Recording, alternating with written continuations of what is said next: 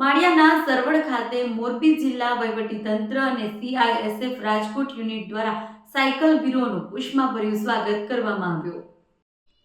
કેન્દ્રીય ઔદ્યોગિક સુરક્ષા દળ દ્વારા રાષ્ટ્રીય સુરક્ષા અને એકતાના સંદેશ અને સુરક્ષિત તટ સમૃદ્ધ ભારત થીમ સાથે આયોજિત વંદે માતરમ કોસ્ટલ સાયક્લોથોન 2026નું મોરબી જિલ્લાના માળિયા તાલુકાના સરવડ ગામે આગમન થયું હતું. આ પ્રસંગે આયોજિત વિશેષ કાર્યક્રમમાં મોરબી જિલ્લા વહીવટીતંત્રના અધિકારીઓ અને CISF રાજકોટ યુનિટના જવાનો દ્વારા સાયકલ યાત્રાઓનું ભવ્ય સ્વાગત અભિવાદન કરવામાં આવ્યું હતું. સરવડના ગ્રામજનોએ આ સાયકલ યાત્રાનો ઢોલના નાદ અને કંકુ છાંટણા તથા પુષ્પવર્ષા કરી વધાવી હતી. સરવડ ગામે આયોજિત આ કાર્યક્રમમાં દેશભક્તિના ગીતો અને સ્થાનિક કલાકારો દ્વારા પ્રસ્તુત સાંસ્કૃતિક કાર્યક્રમોએ ગ્રામજનોમાં અનેરો ઉત્સાહ ભર્યો હતો.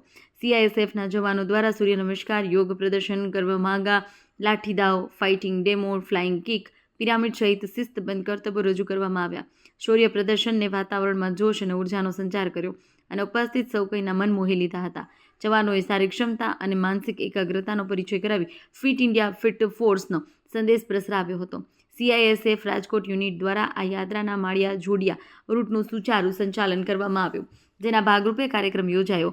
ઉલ્લેખનીય છે કે પશ્ચિમ કિનારાની આ ટીમે 28 જાન્યુઆરીના રોજ કચ્છના ઐતિહાસિક લખપત કિલ્લાથી પ્રસ્થાન કર્યું હતું અને આશરે 6500 કિલોમીટર લાંબી આ યાત્રા 22 ફેબ્રુઆરીએ કેરળના કોચી ખાતે સંપન્ન થશે.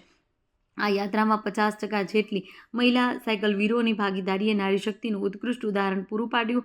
ભારતની દરિયાઈ સીમાઓથી સુરક્ષાના CISFની ભૂમિકા અત્યંત મહત્વની છે. આ સાયક્લોથોન દ્વારા સમુદ્ર તટીય વિસ્તારોમાં માછીમારો અને યુવાનોમાં જાગૃતિ લાવવા અને રાષ્ટ્રીય સુરક્ષાને વધુ મજબૂત બનાવવાના પ્રયાસો કરવામાં આવી રહ્યા છે. કાર્યક્રમ દરમિયાન DIG Dhananjay Nayak, senior commander BC Yadav, deputy commander Sandeep Chakraborty, Rajkot airport coordinator inspector Mahesh Singh અને અશોકભાઈ વાડા, માળિયા તાલુકા વિકાસ અધિકારી PM સાવલિયા, CISFના જવાનો અને સાયકલવીરો, સ્થાનિક અગ્રણીઓ, મોટી સંખ્યામાં ગ્રામજનો ઉપસ્થિત રહ્યા હતા.